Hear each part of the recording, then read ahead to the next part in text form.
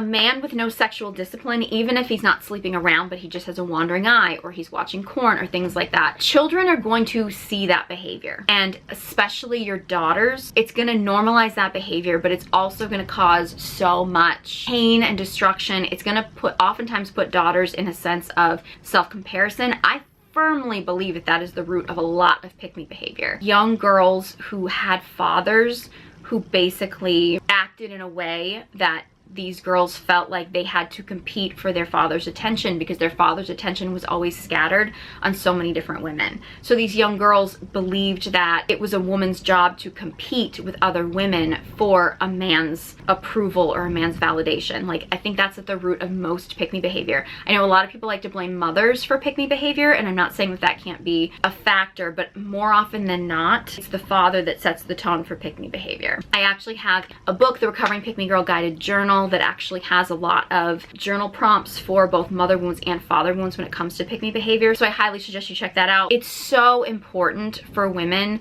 Like, even if you can convince yourself that like you don't mind this man's bad behavior, that bad behavior is going to affect your kids. Your sons are going to think that that bad behavior is normal, and your daughters are going to think that that bad behavior is normal in men. That's why having high standards and holding a man to those standards is so important when you're in a relationship.